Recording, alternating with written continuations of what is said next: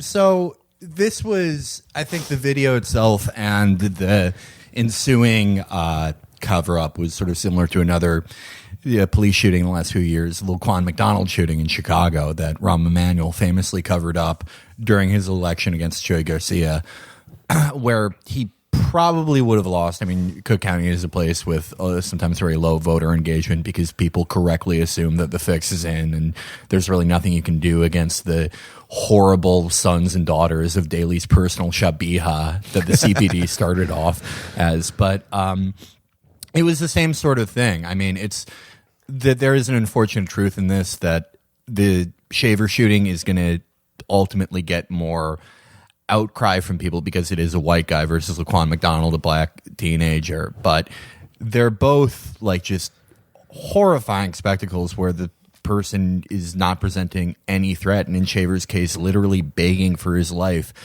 And hold on a minute, though, guys.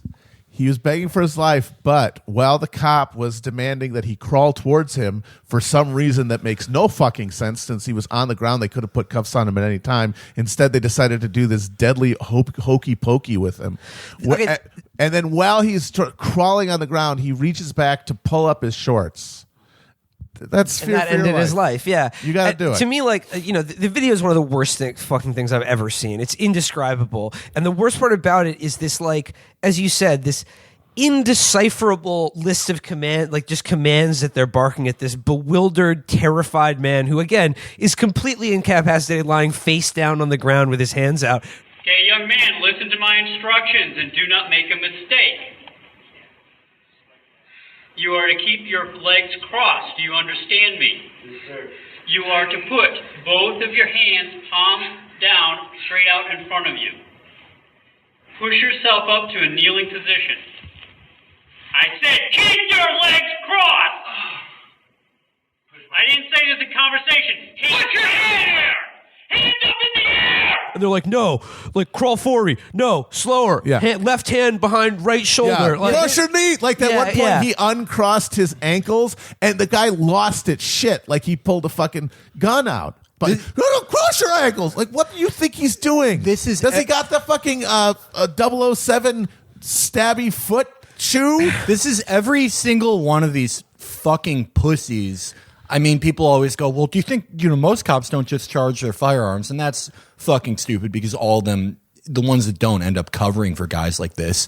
But they get into it so they can tell somebody what to do.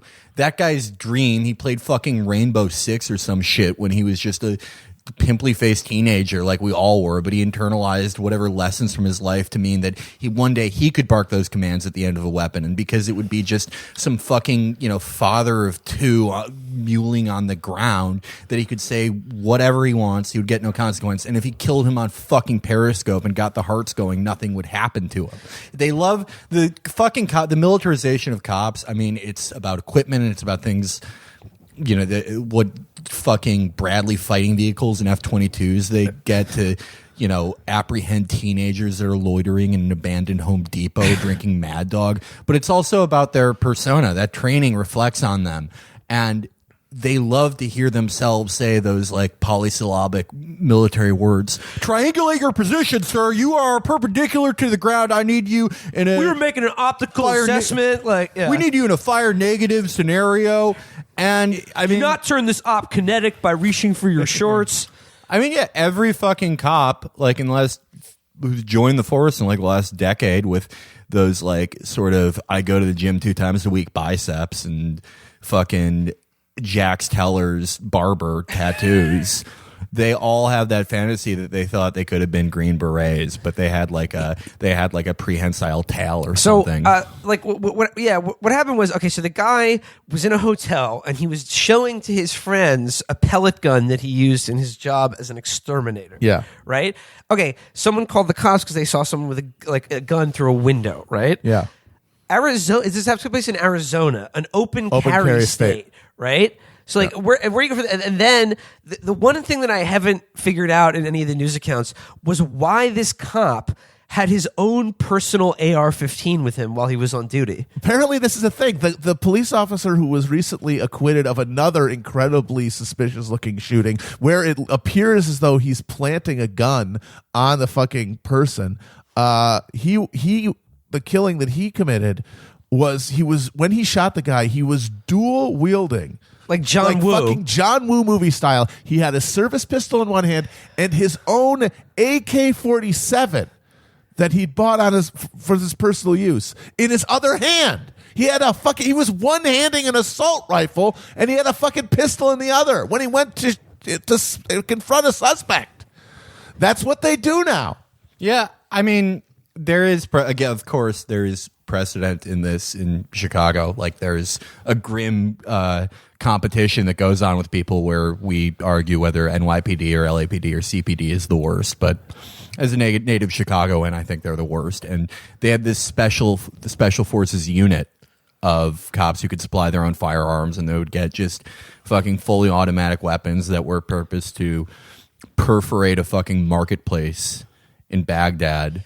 And what happened is, of course, they just murked a lot of people in situations like this, but they also ended up running themselves like a private protection racket and extorted drug dealers, because it turns out, like, the less oversight you give these guys and the more you tell them that they're warriors, they're just going to behave like fucking soldiers of fortune. Like those guys, or like this fucking asshole, or like Darren Wilson.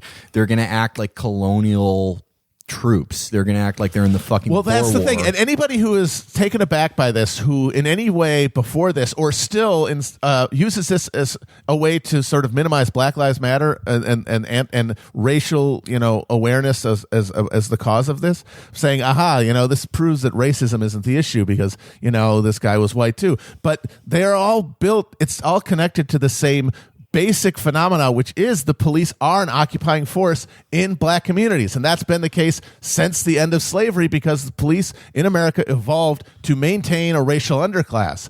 And that creates mindset, that creates policies, that creates a method of dealing with citizens and a way of thinking about citizens that's going to bleed over.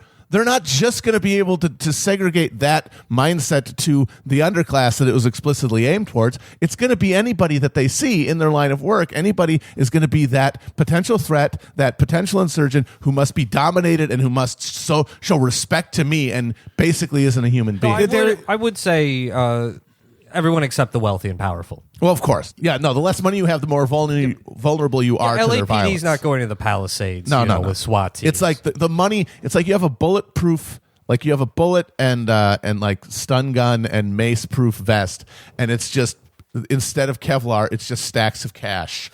And the more stacks of cash you are, the harder it is to feel anything from the police state.